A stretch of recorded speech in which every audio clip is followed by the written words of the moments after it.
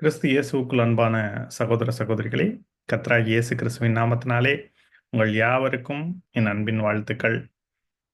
நம்முடைய பிதாவாகிய தேவனிடமிருந்தும் கர்த்தராகிய இயேசு கிறிஸ்துவனிடம் இருந்தும் உங்களுக்கு கிருபையும் சமாதானமும் இந்த ஆண்டு உண்டாகி பெருகுவதாக.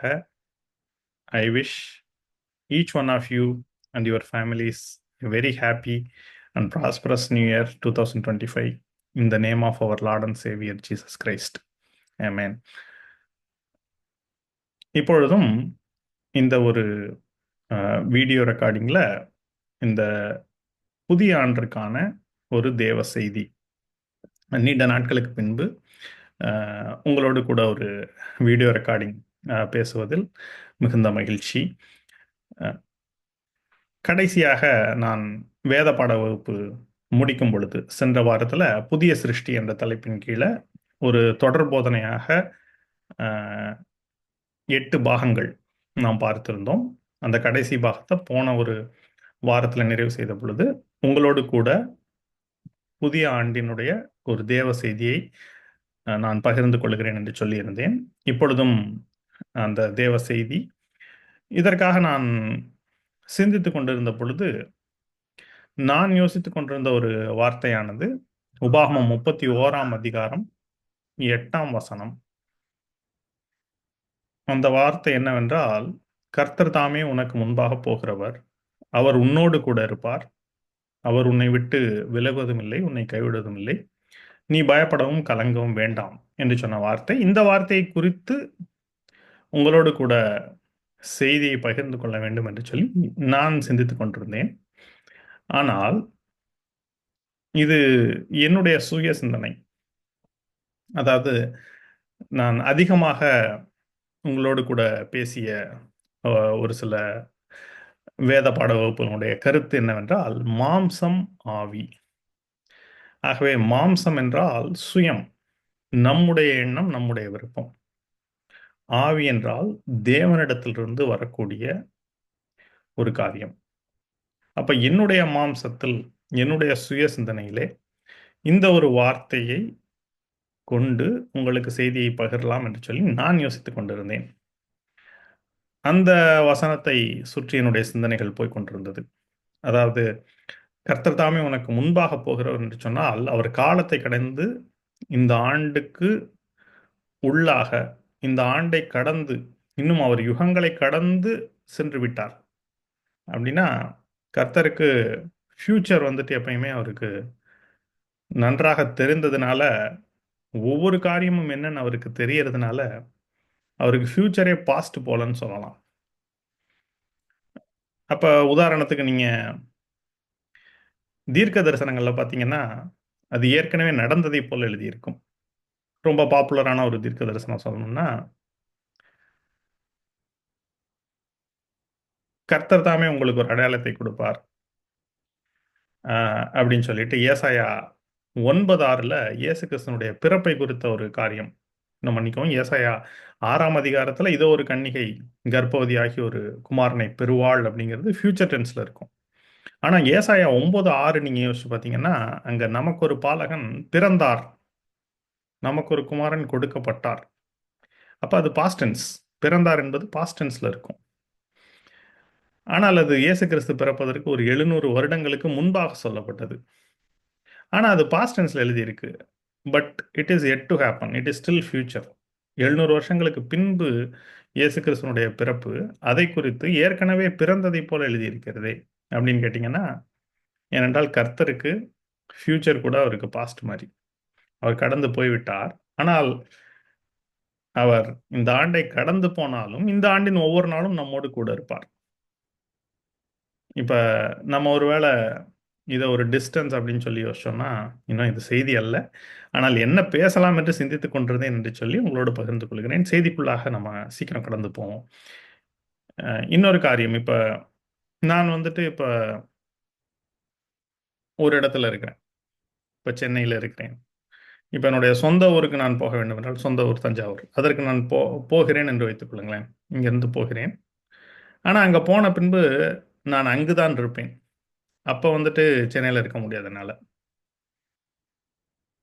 அப்போ இங்கே சென்னையில் இருக்கிறவர்களோடு தொலைபேசி மூலமாக, இன்னும் வாட்ஸ்அப் மூலமாக எல்லாம் பேசலாம். ஆனால் ஒரே நேரத்தில் என்னால் எங்கே இருக்க முடியாது. என்னால் 2 இடங்களிலும் இருக்க முடியாது. ஆனால் கர்த்தருக்கு அது சாத்தியம். அவர் ஒரே நேரத்தில் எல்லா இடத்திலும் இருக்கக்கூடியவர். Is an ஆம்னிப்ரசன்ட் God. 3 விஷயங்கள் சொல்லலாம். Omnipotent, omniscient and omnipresent. இந்த குவாலிட்டிஸ் கர்த்தருக்கு மாத்திரமே உரியது. எல்லாவற்றையும் சிருஷ்டித்த கடவுளுக்கு மாத்திரமே உரியது. வேறு யாருக்கும் இருக்க முடியாது. சரி. அப்ப ஒரே நேரத்திலே அவர் இந்த ஆண்டையே கடந்து போயிருந்தாலும், இந்த ஆண்டின் ஒவ்வொரு நாளும் நம்மோடு கூட வருகிறவராய் இருக்கிறார் என்று சொல்லி, இந்த ஒரு அ காரியத்தை உங்களோடு பகிர்ந்து கொள்ளலாம் என்று சொல்லி, இன்னும் இதை குறித்த வசனங்களை தியானித்துக் கொண்டிருந்தேன். ஆனால், இது எல்லாமே என்னுடைய சுயமான ஒரு சிந்தனைகள், யோசனைகள். இன்னும் சொல்லப்போனா, இந்த இடத்துல என்ன சொல்லலாம்னா, என்னுடைய மாம்சத்திலிருந்து இந்த காரியங்கள் வெளிப்பட்டது என்று கூட சொல்லலாம். அப்ப ஆவியிலிருந்து என்ன வெளிப்பட்டது? அப்ப ஆவியிலிருந்து வெளிப்படுத்தப்படக்கூடிய காரியங்கள தான் உங்கள்ட்ட இருந்து பகிர்ந்து கொள்ள வேண்டும். இப்ப மாம்ச பிரகாரமாக இந்த வார்த்தைகளை உங்களோடு பகிர்ந்து கொள்வது தவறான்னு கேட்டா, தவறு கிடையாது. அத இன்னும் அநேகர் மாம்ச பிரகாரமாக ஊழியத்தை செய்பவர்கள் அநேகம் பேர் தங்களுடைய சிந்தனையிலிருந்து, தங்களுடைய தொகுப்பிலிருந்து இன்னும் ஒரு பிரசங்கத்தை எப்படி அவங்க ப்ரிப்பேர் பண்றாங்கன்னா, அவங்க வந்துட்டு அநேக நோட்ஸ் எடுத்து, இன்டர்நெட்ல ரெஃபர் பண்ணி, இன்னும் அநேக கருத்துக்களை அவர்கள் சேகரித்துக் கொண்டு, இவைகள் எல்லாவற்றையும் ஒன்றாக கொலேட் பண்ணி, எல்லாவற்றையும் ஆர்டராக வைத்து, அவர்கள் என்ன சொல்ல வந்தார்களோ, அதை உங்களோடு அழகாக பகிர்ந்து கொள்கிறார்கள். அப்படி செய்வது தவறான்னு கிடையாது. நிச்சயமா தவறு கிடையாது. ஆனால், அதிலே ஆவிக்குரிய ஒரு வல்லமை எந்த அளவுக்கு இருக்கிறது என்று நம்மாலே உறுதியாக சொல்ல முடியாது. இன்னும் சொல்லப்போனா, இப்ப டெக்னாலஜி யூஸ் பண்றவங்களுக்கெல்லாம் நன்றாக தெரிந்திருக்கும். இப்ப ChatGPT என்று ஜெனரேஷனல் ஏஐ என்று சொல்வார்கள். அப்ப கன்டென்ட் வந்துட்டு அது ஜெனரேட் பண்ணி கொடுக்கும். இன்னும் சொல்லப்போனா கான்வர்சேஷனல் ஜெனரேஷனல் ஏஐ அப்படின்னா, ஒரு அ இன்னொரு நபரோடு கூட பேசுவதைப் போல, அந்த ஒரு சிஸ்டமோடு கூட நீங்க உரையாடலாம். உரையாடும் பொழுது, உங்களுக்கு வேணுங்கிற கன்டென்ட்ட வந்துட்டு அதுகிட்ட கேட்டீங்கன்னா, அது குடுக்கிறதா இருக்கிறது. உதாரணத்துக்கு இப்ப நீங்க ஒரு பிரசங்கத்தை எனக்கு இந்த வசனத்திலிருந்து இந்த தலைப்புக்கு எனக்கு ஆயத்தம் பண்ணி குடு என்று சொன்னால், அது ஒரு பிரசங்கமே உங்களுக்கு குடுக்கும். அந்த பிரசங்கத்த நீங்க பார்த்துவிட்டு, அந்த பிரசங்கத்தை நீங்க கொண்டு போய் பிரசன்ட் பண்ண முடியும். ஒருவேள நீங்க அ ஒரு செர்மன நீங்க குடுக்கணும். ஆனால் உங்களுக்கு வந்துட்டு நேரம் இல்லை. உங்களுக்கு போதிய அவகாசம் இல்லை, காலம் இல்லை. அத பிரிப்பேர் பண்றதுக்குன்னா, நீங்க ChatGPTயினுடைய உதவியை நீங்கள் எடுத்துக்கொள்ளலாம். அப்ப அது உங்களுக்கு வந்துட்டு ஒரு செர்மனை பிரிப்பேர் பண்ணி குடுக்கும். 30 மினிட்ஸ் செர்மன்னா 30 மினிட்ஸ் அளவுக்கு கன்டென்ட் குடுக்கும். 1 ஹவர்னா 1 ஹவர் அளவுக்கு கன்டென்ட் குடுக்கும். அநேகர் அதை கூட உபயோகிக்கிறவர்கள் இருக்கிறார்கள். இன்னும் சொல்லப்போனா ஐரோப்பிய தேசங்கள்ல இன்னும் ஆர்ட்டிபிஷியல் இன்டெலிஜென்ஸ்ல ஒரு சில ஆலயங்கள்ல இயேசுவே நேரடியாக வந்து பிரசங்கம் செய்வதைப் போல கூட அவங்க செட் பண்ணியிருக்காங்க. ஆனால் இது எல்லாமே மனிதனுடைய ஒரு முயற்சியா இருக்கிறது. மனிதனுடைய ஞானத்திலே வந்த காரியங்களாக இருக்கிறது. இப்ப இந்த காரியங்கள்ல தேவன் வந்துட்டு பிரியமா இருப்பாரா என்று கேட்டால், அவர் இந்த காரியங்களில் தேவன் பிரியமா இருக்க மாட்டார். ஒருவேளை உங்களோட பிரிப்பரேஷன்ஸ்க்கு அத யூஸ் பண்ணிக்கலாம். ஆனா, முற்றிலுமாக இதை சார்ந்து இருப்பீர்கள் என்றால், நீங்கள் மனித ஞானத்தை நம்புகிறீர்கள். 1 கொரிந்தியர் முதல் அதிகாரத்தில நீங்க பார்த்தீங்கன்னா, உலகமானது தன்னுடைய சுய ஞானத்தினாலே தேவனை அறியாதிருக்கையில், பைத்தியமாக தோன்றுகிற பிரசங்கத்தினாலே விசுவாசிகளை ரட்சிக்க தேவனுக்கு பிரியமாயிற்று. அப்ப தேவனுக்கு தேவ ஞானத்தினால, ஆவியினால செயல்படுகிற காரியங்கள் தான் பிரியமாக இருக்கும். மனிதனுடைய ஞானத்திலே வந்த காரியங்கள் அவருக்கு பிரியமாக இருக்காது. சரி ரைட். போகட்டும். அப்ப இந்த காரியங்கள்லாம் மாம்சத்துக்கு அடுத்தவைகளாக யோசித்துக் கொண்டிருந்த வேளையிலே, அப்ப எனக்கு சடனாக ஒரு ஸ்பார்க் கிடைத்தது. இந்த ஆண்டு என்ன வார்த்தையை பகிர்ந்து கொள்ள வேண்டும் என்று சொல்லி, அந்த ஒரு வார்த்தையும் கூட உங்களுக்கு அடுத்த ஒரு 20 நிமிடத்திற்குள்ளாக, அதிகம் போனா 1/2 மணி நேரத்திற்குள்ளாக உங்களிடத்துல ஷேர் பண்ணி நான் முடிக்கிறேன். சரி. அப்ப எனக்கு ஆவியிலே கொடுக்கப்பட்ட அந்த வார்த்தை, அந்த ஸ்பார்க் ஒரு வார்த்தை மாத்திரம் அல்லது ஒரு வசனம் மாத்திரம் ஒரு பொறி தட்டியது என்று சொல்லலாம். ஸ்பார்க்னா அல்லது ஒரு மின்னலை போல நம்ம சிந்தனையிலே ஆவியானவர் கொடுப்பார். அது ஆவியானவர் தான் கொடுத்தது அப்படின்னு எப்படி உறுதி பண்ணிக்க முடியும் அப்படின்னா, அது கூட நம்ம மாம்சத்தில் இருந்து வந்திருக்கலாமே அப்படின்னா, ஆவியானவர் அதை கொடுத்திருந்தார் என்றால், அதை பற்றின சிந்தனைகளால் நம் உள்ளம் நிரம்பும். இன்னும் அதை குறித்து அநேக பேச வேண்டிய கன்டென்ட் என்னன்னு சொல்லி ஆவியானவர் நம்ம சிந்தனையில குடுத்துக்கிட்டே இருப்பார். அப்ப யோவான் அதுல 14ஆம் அதிகாரத்துல, யோவான் சுவிசேஷத்துல 14ஆம் அதிகாரத்துல பார்த்தீங்கன்னா, ஆவியானவர் தாமே நான் உங்களுக்கு சொன்ன எல்லாவற்றையும் உங்களுக்கு போதித்து உங்களுக்கு நினைப்பூட்டுவார் நினைக்கிறோம். யோவான் 16ல இருக்குன்னு நினைக்கிறேன். நீங்க பாருங்க. சத்திய ஆவியாகிய அவர் வரும்பொழுது சகல சத்தியத்திற்குள்ளும் உங்களை வழிநடத்துவார். ஆக அந்த காரியத்தை ஆவியானவர் தாமே நமக்கு போதிக்கிறவரா இருக்கிறார். அப்ப அந்த ஆவிக்குரிய காரியங்களை ஆவியானவரிடமிருந்து கேட்டு நாம் பெற்றுக்கொண்டு அதை போதிக்கும் பொழுது அதில் தேவ வல்லமையும் தேவ மகிமையும் வெளிப்படுகிறது. இவைகளில் பிரியமாய் இருக்கிறேன் என்று கர்த்தரும் சொல்லுகிறார். சரி. ஓகே. அப்ப கொடுக்கப்பட்ட அந்த வார்த்தை என்னவென்று பார்த்தோம் என்றால், என் கிருபை உனக்கு போதும். உன் பலவீனத்திலே என் பலன் பூரணமாய் விளங்கும். இந்த முழு வார்த்தையும் எனக்கு கொடுக்கப்படல. உன் பலவீனத்திலே என் பலன் என்று சொல்லப்பட்ட அந்த ஒரு வார்த்தை மாத்திரம் 2 கொரிந்தியர் 12ஆம் அதிகாரம் 9ஆம் வசனத்துல வரும். என் கிருபை உனக்கு போதும். உன் பலவீனத்திலே என் பலன் பூரணமாய் விளங்கும் என்று சொல்லி பவுல் அப்போஸ்தலனிடத்திலே இயேசுவானவர் சொல்லுகிறார். பவுல் தனக்கு ஒரு முள் இருக்கிறது என்று சொல்லி அது நீங்கி போக வேண்டும் என்று கர்த்தரிடத்திலே ஜெபிக்கும் பொழுது கர்த்தராகிய இயேசு கிறிஸ்து அவரிடத்துல சொல்லுகிற வார்த்தை இது. இதை கொஞ்சம் ஆழமாக யோசித்தோம் என்றால் இந்த இடத்துல கிருபை சொல்லப்பட்டிருக்கிறது. அடுத்தது பலவீனத்திலே பெலன் சொல்லப்பட்டிருக்கிறது. ஆகவே கிருபை மற்றும் பெலன் என்று சொல்லி நாம் எடுத்துக்கொள்ளலாம். இந்த ஆண்டு நமக்கான ஒரு சிந்தனை. அதோடு கூட மகிமை. இப்ப எப்படி இந்த 3 காரியங்களும் திருத்துவத்தோடு தொடர்புபடுத்தப்பட்டிருக்கிறது. பிதா, குமாரன், பரிசுத்த ஆவியானவர். எப்படி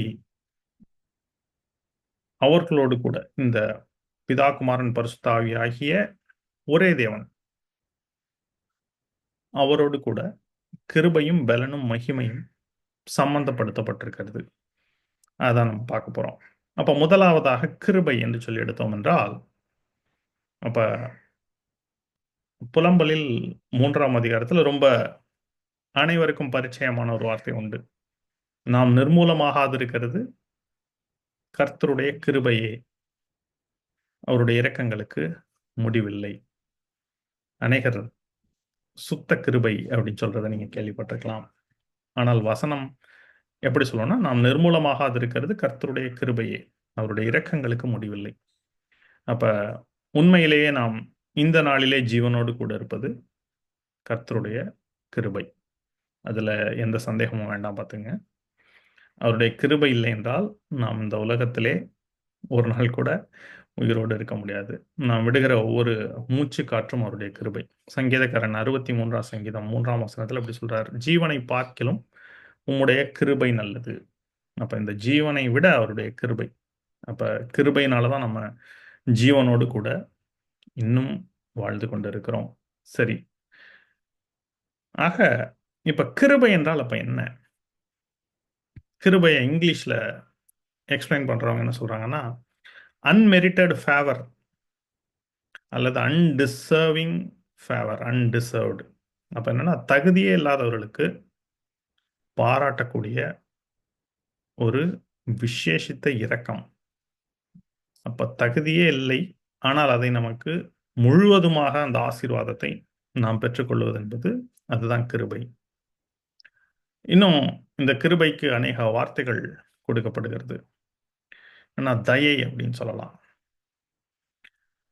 இதுக்கு ஆதாரமாக எடுத்த ஒரு வசனம் என்னவென்றால், யோவான் 1ஆம் அதிகாரம் 16ஆம் வசனம் பார்த்தீங்கன்னா, அவருடைய பரிபூரணத்தினால் நாம் எல்லோரும் கிருபையின் மேல் கிருபை பெற்றோம். அப்ப கிரேஸ் அபோவ் கிரேஸ். கிருபையின் மேல் கிருபைனா மிக அதிகமான கிருபை. அடுத்த வசனம் என்ன சொல்லுதுன்னா, நியாயப்பிரமாணம் மோசையின் மூலமாய் கொடுக்கப்பட்டது, கிருபையும் சத்தியமும் இயேசு கிறிஸ்துவின் மூலமாய் உண்டாயின. அப்ப நியாயப்பிரமாணம் மோசையை ஒரு மீடியேட்டரா வைத்து கொடுத்தார். ஆனால் கிருபையும் சத்தியமும் அவரே சிலுவையின் வழியாக நமக்கு உண்டாக்கினார். 1 யோவான் முதல் அதிகாரம் 17ஆம் வசனம். 16ஆம் வசனத்துல அவருடைய பரிபூரணத்தினால நாம் எல்லாரும் கிருபையின் மேல் கிருபை பெற்றோம். யார் அவர்? அடுத்த வசனத்தில் சொல்லப்பட்ட இயேசு கிறிஸ்து. இயேசு கிறிஸ்துவின் மூலமாக நாம் யாவரும் அவருடைய பரிபூரணத்தின் மூலமாக நாம் எல்லாரும் கிருபையின் மேல் கிருபை பெற்றிருக்கிறோம். அப்ப இயேசு கிறிஸ்து பரிபூரணம் அடைந்து நமக்கு கிருபையின் மேலே கிருபையை அருளி செய்திருக்கிறார். சரி, அப்ப கிருபையும் சத்தியமும் இயேசு கிறிஸ்துவின் மூலமா உண்டாயின. அப்ப கிருபை வந்ததுன்னா கூடவே என்ன வரும்? சத்தியம் வரும். ரெண்டும் தனித்தனியா இருக்காது. கிருபையும் சத்தியமும் அநேக இடங்கள்ல ஒன்றோடு ஒன்று சேர்ந்து வரும். அப்ப இந்த கிருபையை குறித்து பேசிக்கொண்டே இருக்கலாம். இன்னும் பழைய ஏற்பாட்டுக்கு நீங்க போனீங்கன்னா, ஆதியாகமம் 32ஆம் அதிகாரத்துல பார்க்கும் பொழுது 10ஆம் வசனம் நினைக்கிறேன். அங்க யாக்கோபு லாபானிடத்திலிருந்து புறப்பட்டு வருகிறார். ஏசாவை சந்திக்க போறார். அப்ப அவருக்கு மிகுந்த போராட்டம். அவருக்கு பயம் ஏசாவை பார்த்து. அப்ப அவர் செய்கிற விண்ணப்பம், தேவரீர் அடியனுக்கு காண்பித்த எல்லா தயைக்கும் எல்லா சத்தியத்துக்கும் தயைக்கும் எல்லா சத்தியத்துக்கும் நான் கொஞ்சமும் பாத்திரன் அல்ல. அப்ப தயைனா கிருபை. அப்ப தயையும் சத்தியமும். அப்ப தேவரீர் யாக்கோவுக்கு தயையும் சத்தியத்தையும் காண்பித்திருக்கிறார். அப்ப கிருபையும் சத்தியம் ஒன்றோடு ஒன்று வருகிறது. இன்னும் யாத்ராகமம் 32ஆம் அதிகாரத்துல பாத்தீங்கன்னா, மன்னிக்கவும் 33ஆம் அதிகாரத்துல மோசே தேவனிடத்தில் விண்ணப்பிக்கிற பொழுது, எங்களை தனியே விடாதீங்க, எங்களை அழைத்து கொண்டு போகாதிருந்தால் நீர் வரலன்னா எங்களை இங்கிருந்து அழைத்து கொண்டு போகாதிரும் அப்படின்னு ஜெபிக்கிறார். எங்களோடு கூட வரும்.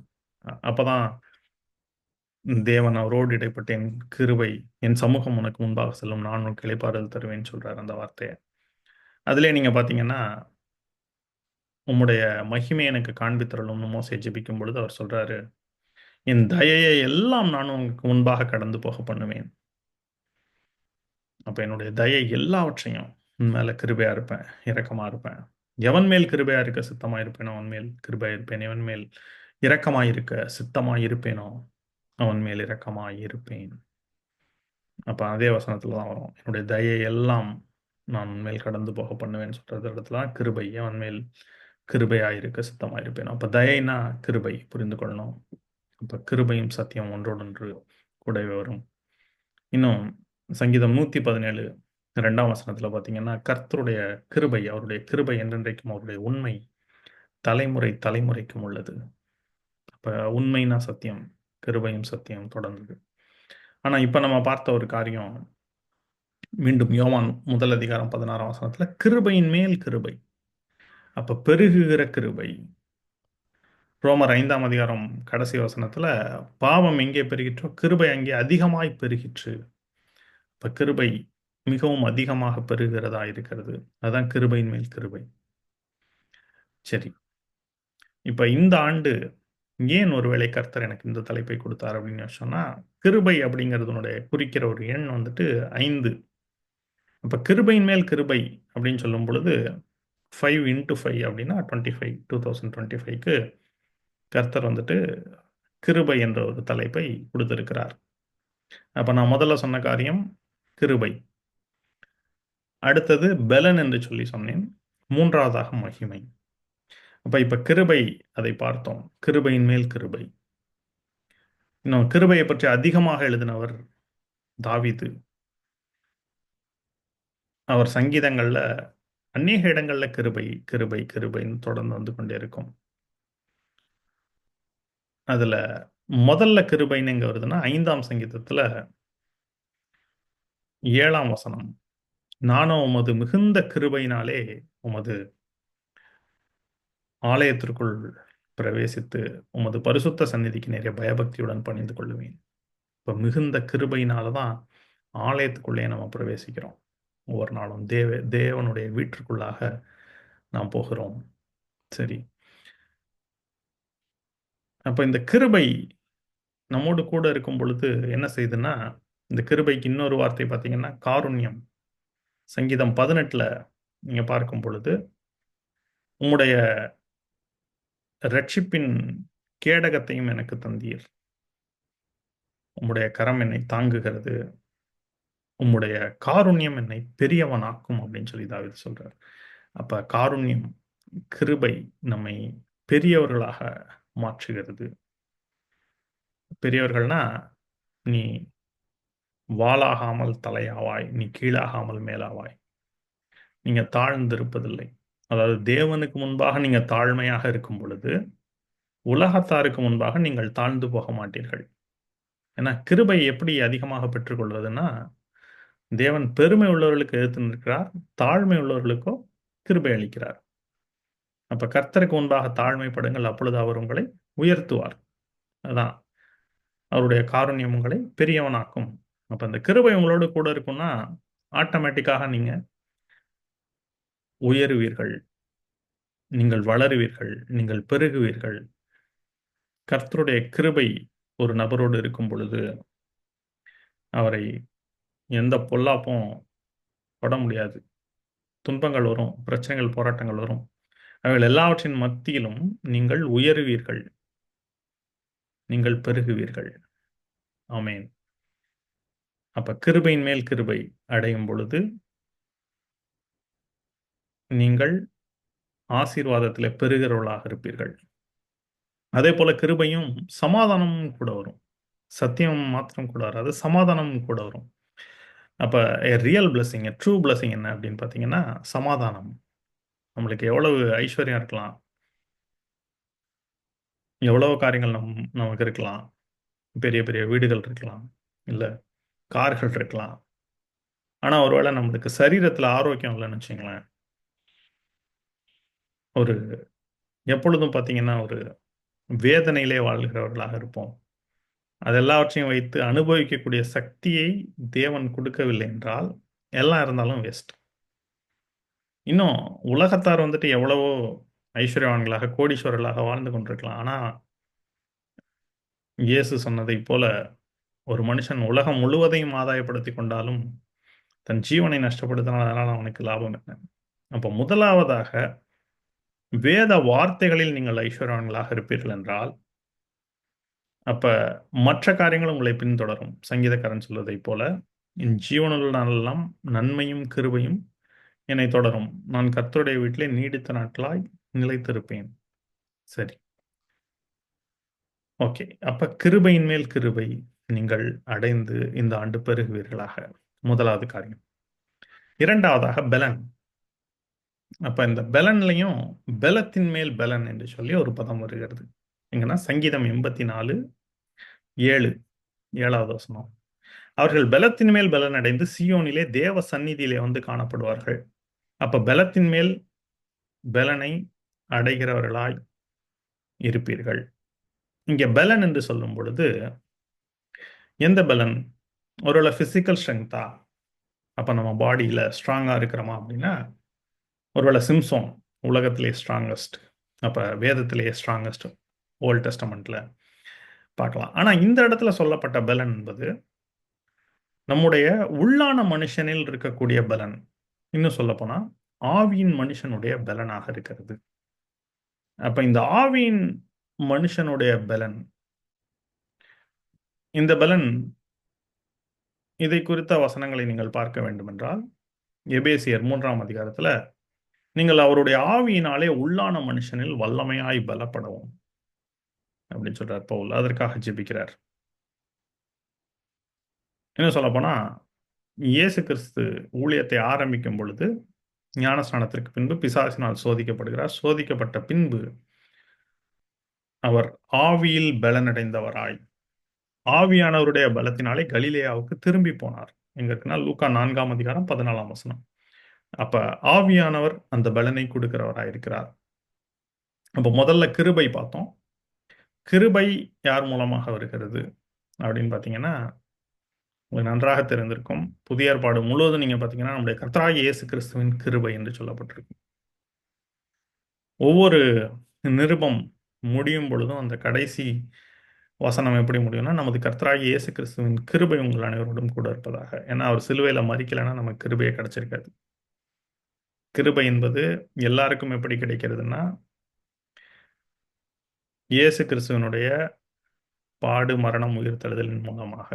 அப்ப கர்த்தராகிய இயேசு கிறிஸ்து தான் இந்த கிருபையை நமக்கு கொடுக்கிறவராக இருக்கிறார். கிருபையை உண்டாக்குகிறவராகவும் இருக்கிறார். சரி. அப்ப கர்த்தராகிய இயேசு கிறிஸ்துவனுடைய கிருபை உங்கள் அனைவரோடும் கூட இருப்பதாக அப்படின்னு சொல்லி தான் நம்ம முடிக்கிறோம். ஆனால் அடுத்ததாக பெலனை நாம் பார்க்கும் பொழுது ஆவியானவருடைய பலன். அப்ப உள்ளான மனுஷன், அந்த ஆவிக்கேற்ற மனுஷனுக்கு ஆவியானவர் பலப்படுத்த வேண்டும்.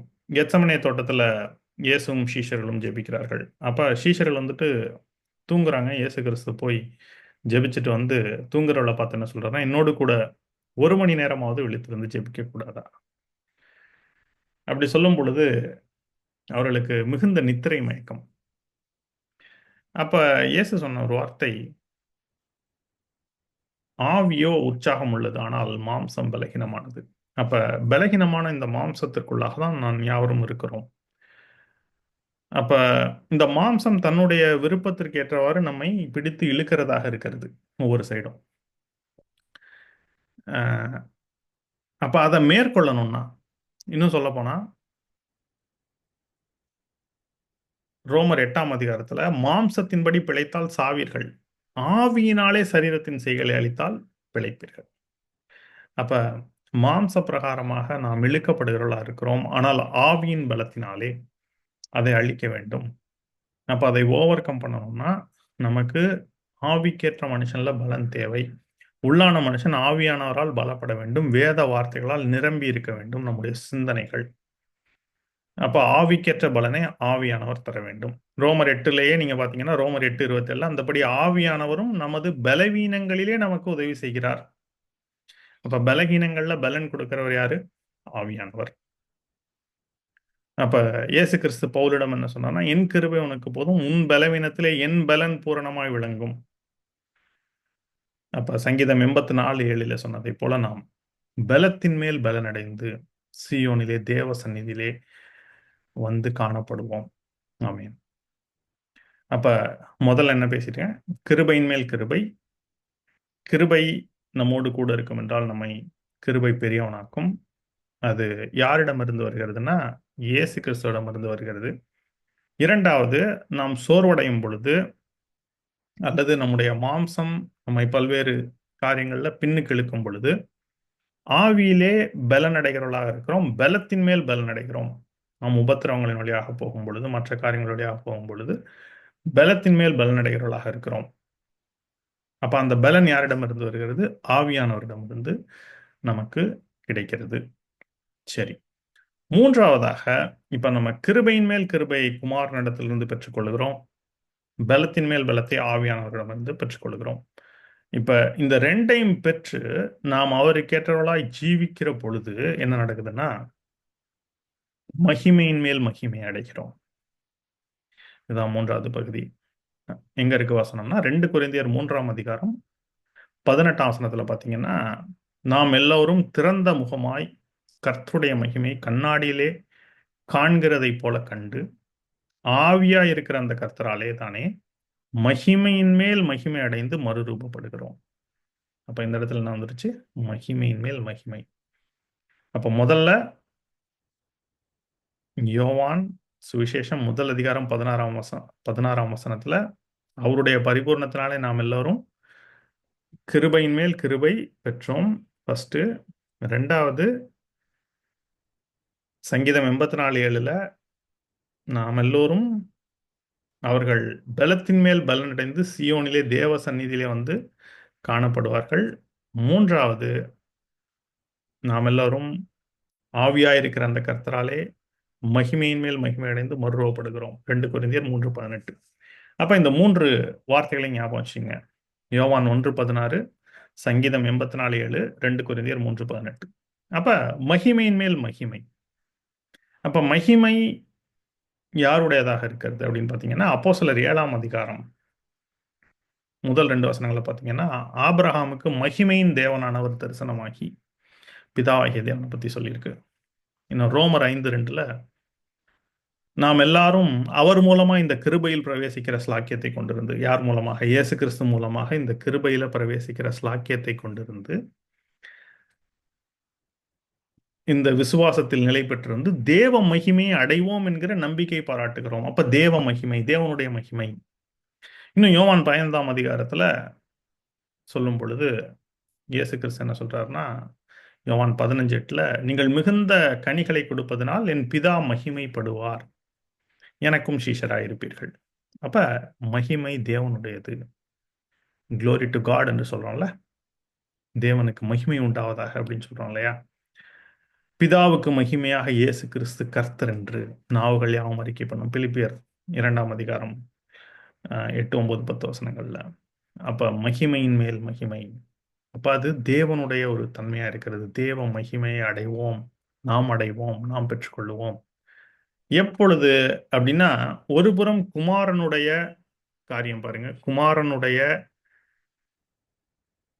கிருபையின் மேல் கிருபை. இயேசு கிறிஸ்துவினுடைய கிருபையின் மேல் கிருபை அடையும் பொழுது, இன்னொரு புறம் ஆவியானவருடைய பலத்தின் மேல் பலம் அடைந்து, நாம் ஆவிக்குரிய ஜீவியத்திலே ஜீவிக்கும் பொழுது, பிதாவாகிய தேவனுடைய மகிமையின் மேல் மகிமை அடைந்து உள்ளான மனுஷன்ல மறுரூபப்படுகிறவர்களாக இருக்கிறோம். அப்போ உங்களுக்கு இந்த கனெக்ஷன் இப்ப புரிஞ்சிருக்கும்னு நினைக்கிறேன். என்னன்னா, கிருபை, பலன், மகிமை. அப்ப இந்த 3ம் எப்படி? திரித்துவ தேவனோடு சம்பந்தப்பட்டிருக்கிறது. இயேசு கிறிஸ்துவின் கிருபை, ஆவியானவருடைய பலன், தேவனுடைய பிதாவாகிய தேவனுடைய மகிமை. அப்ப பிதா, குமாரன், பரிசுத்த ஆவி சேர்ந்து நமக்கு கொடுக்கிற அளிக்கிற காரியம் கிருபை, பலன், மகிமை. அப்ப இந்த ஆண்டு இந்த 3மே உங்களுக்கு பரிபூரணமாக உண்டாகும். விசுவாசிப்பீர்களே என்றால். அப்ப எல்லாத்துக்குமே ஒரு கண்டிஷன் விசுவாசம்.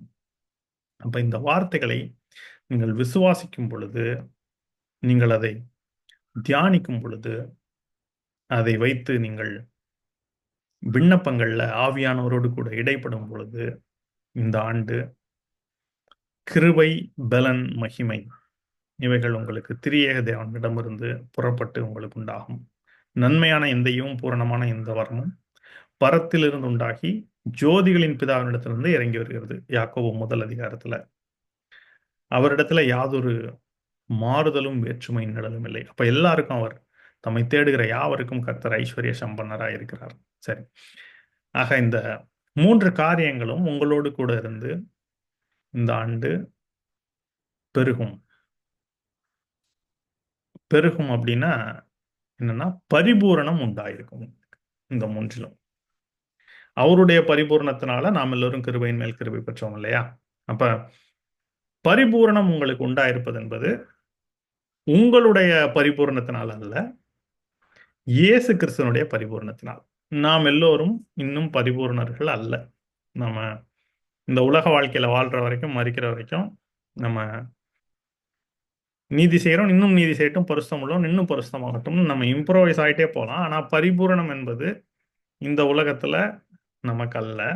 அது மரித்த பின்பு இந்த மாம்ச சரீரத்தை, ஜென்ம சரீரத்தை களைந்து போட்டு ஆவிக்குரிய சரீரத்தை பெற்றுக்கொள்ளும் பொழுது, ஆனால் அவருடைய பரிபூரணத்தினால நாம் பரிபூர்ணம் உள்ளவர்களாக இருக்கிறோம் என்று சொல்லி வார்த்தை சொல்கிறது எபிரேயர்ல.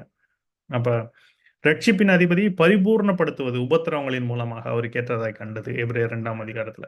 அப்ப அவர் பரிபூர்ணம் அடைந்தார். இயேசு கிறிஸ்துவின் மூலமாக தான் நமக்கு இது எல்லாமே உண்டாயிருக்கிறது. அவருடைய பலிக்குள்ளாக அவர் நம்முடைய பாவ மன்னிப்பை சம்பாதிக்கும்படி ஜீவனை கொடுத்தது நிமித்தமாக அதை விசுவாசிக்கிற நாம் ஒருவரும் தேவனுடைய பிள்ளைகளாக இருக்கிறோம். இப்ப இயேசு கிறிஸ்து இல்லாமல் பிதாவாகிய தேவன் நமக்கு எதுவுமே செய்ய முடியாது. எபேசியர் அது நீங்க படிச்சு பார்த்தீங்கன்னா 1ஆம் அதிகாரம் முதல் 3 அதிகாரத்துல நீங்க படிச்சீங்கன்னா ஒவ்வொரு வசனத்திலையும் பார்த்தீங்கன்னா, கிறிஸ்துவுக்குள், கிறிஸ்துவுக்குள், கிறிஸ்துவுக்குள்னு தான் வந்துட்டு இருக்கும். அப்ப எபேசியர் 1:3 என்ன சொல்லுதுன்னா, அவர் நம்ம என்ன பண்ணாராம், உலகத் தோற்றத்துக்கு முன்னே கிறிஸ்துவுக்குள்ளே சகல ஆசீர்வாதங்கள்னாலும், சகல ஆவிக்குரிய ஆசீர்வாதங்களினாலும் ஆசீர்வதித்து இருக்கிறார். அப்ப கிறிஸ்துவுக்குள்ள தான். எல்லாமே பார்த்தீங்கன்னா கிறிஸ்துவுக்குள். அப்ப இயேசு கிறிஸ்து இல்லாமல் பிதாவாகிய தேவன் நம்மை ஆசீர்வதிக்க முடியாது. இயேசு கிறிஸ்து மூலமாகவே நாம் அவருக்கு பிள்ளைகளாக இருக்கிறோம். இத நல்லா புரிஞ்சுக்கணும். இயேசு கிறிஸ்துவை நாம் பற்றி பிடித்துக் கொள்ள வேண்டும். அப்ப இந்த 3 காரியங்களும் ஒரு பாடலில் புதிய ஆண்டோடு சம்பந்தப்பட்டிருக்கிறது. எந்த 3 காரியம்? கிருபை, பெலன், மகிமை 3ம் புதிய ஆண்டை பற்றி வரக்கூடிய ஒரு பாடலோடு சம்பந்தப்பட்டிருக்கிறது. ஒருவேளை நீங்க YouTubeல சர்ச் பண்ணி நீங்க பார்த்தீங்கன்னா, ஆசீர்வதிக்கும் தேவன், நம்மை ஆசீர்வதித்திடும் நேரம், பெருக்கத்தை அளிக்கும் தேவன், நம்மை பெருகச் செய்வார் இவ்வருடம். ஆசீர்வதிக்கும் தேவன், ஆசீர்வதிக்கும் தேவன் அப்படின்னு சொல்லி வரும் அந்த பாட்டு. நீங்க சர்ச் பண்ணி பாருங்க. ஆசீர்வதிக்கும் தேவன் என்று சொல்லி. அதுல இப்படியாக வரும். பெருகச் செய்யும் தேவன் நம்மை பெருகச் செய்வார் இவ்வருடம். பெலத்தின் மேல் பெலனே, கிருபையின் மேல் கிருபை, மகிமையின் மேல் மகிமை, பரிசுத்தம் பரிசுத்தமே. அப்ப இது எல்லாம் உண்டாயிருந்து நாம் அவரை முன்னிலைப்படுத்தி ஜீவிக்கும் பொழுது நாம் பரிசுத்தத்திலும் பெறுகிறவர்களாக இருப்போம். 1 கொரிந்தியர் 1:31 முடிக்கிறேன். அவரே தேவனால் நமக்கு ஞானமும், நீதியும், மீட்பும், பரிசுத்தமும் ஆனார். அப்ப இயேசு கிறிஸ்து தான் நமக்கு எல்லாம். அவர் மூலமாக தான் நமக்கு எல்லாம். ஆகவே இந்த ஆண்டும் உங்களுக்கு கடந்த ஆண்டு நிச்சயமாகவே நம்ம ஆண்டு ஆரம்பத்துல நம்ம குடுத்த வார்த்தையின்படியே அது உங்களுக்கு பலித்திருக்கும் என்று சொல்லி நான் விசுவாசிக்கிறேன். என்னுடைய வாழ்க்கையில அது பலித்தது. இரட்டிப்பான நன்மைகள் நான் பெற்றுக்கொண்டேன். அதை குறித்த சாட்சிய இன்னொரு மெசேஜ்ல நான் பதிவிடுறேன் நிச்சயமாக. இப்பொழுதும் இத நிறைவு செய்ய போறேன். ஆகவே சென்ற ஆண்டு குடுத்த வார்த்தை. எப்பயுமே நான் ஒரு வாக்குத்தத்தமோ அல்லது தீர்க்க தரிசனமோ உங்களுக்கு கொடுக்க மாட்டேன். மாறாக வார்த்தையை கொடுப்பேன். ஏனென்றால் வார்த்தைக்குள் தான் வாக்குத்தத்தமும் இருக்கிறது, தீர்க்க தரிசனமும் இருக்கிறது. ஏன்னா அவரே வார்த்தையாக இருக்கிறார். ஆதியிலே வார்த்தை இருந்தது. அந்த வார்த்தை தேவனிடத்தில் இருந்தது. அந்த வார்த்தை தேவனாய் இருந்தது. இயேசு கிறிஸ்து. யோவான் 1ஆம் அதிகாரம் 1 வசனம். அதே நீங்க படிச்சீங்கன்னா, அந்த வார்த்தை மாம்சமாகி கிருபையினாலும் சத்தியத்தினாலும் நிறைந்தவராய் நமக்குள்ளே வாசம் பண்ணினார். அப்ப நமக்குள்ளே வாசம் பண்ணுகிறார். கிறிஸ்துவானவர் மகிமையின் நம்பிக்கையா நமக்குள் இருப்பதே அந்த ரகசியம். அப்ப வார்த்தை தான் மாம்சமானார். அப்ப அந்த வார்த்தைய தான் உங்களுக்கு குடுக்கிறேன். வெளிப்படுத்தின விசேஷம் 19ஆம் அதிகாரத்துல பார்த்தீங்கன்னா, அவருடைய நாமம் தேவனுடைய வார்த்தை என்பதே. அப்ப அந்த வார்த்தைக்குள் தான் உங்களுக்கு சகல ஆசீர்வாதங்களும், ஆரோக்கியமும், பொருளாதாரத்துக்கான அடுத்த தேவையான செழிப்பும், உங்களுடைய தேவைகள் சந்திக்கப்படுகிற காரியங்களும், இன்னும் குடும்பத்திற்கு தேவையான சமாதானமும், இன்னும் பிள்ளைகளுக்கு தேவையான போதனையும், இன்னும் உங்களுடைய வாழ்க்கைக்கே தேவையான சகல நல்ல ஈவுகளும் பார்த்தீங்கன்னா, இந்த ஜீவனுக்கும் சரி, வரப்போகிற ஜீவனுக்கும் சரி இருக்கிற எல்லாமே வார்த்தைக்குள்ளாக இருக்கிறது. எவ்வளவுக்கு எவ்வளவு நீங்க வார்த்தை உடையவர்களாக இருக்கிறீர்களோ, அவ்வளவுக்கு அவ்வளவு நீங்க அந்த வார்த்தையில் உள்ள இந்த நல்லீவின் ஐஸ்வரியங்களை உடையவர்களாக இருக்கிறீர்கள். அப்ப இந்த காரியங்கள் யாவும் உங்களுக்கு உண்டாயிருந்து, இந்த ஆண்டிலும் பெருகுவதாக, விசேஷித்த விதமாக இந்த ஆண்டிலே நீங்கள் கேட்ட இந்த வார்த்தையின்படியே கிருபையின் மேல் கிருபையும், பலத்தின் மேல் பலமும், மகிமையின் மேல் மகிமையும் அடைந்து பெருகுவீர்களாக. இப்பொழுதும் ஆரோனுடைய ஆசீர்வாதத்தை நான் உங்களுக்கு பேசி, கர்த்தர் எனக்கு கொடுத்த ஒரு ஊழியத்தின்படியும், எனக்கு கொடுத்த அதிகாரத்தின்படியும் உங்களை வாழ்த்தி ஆசீர்வதிக்கிறேன்.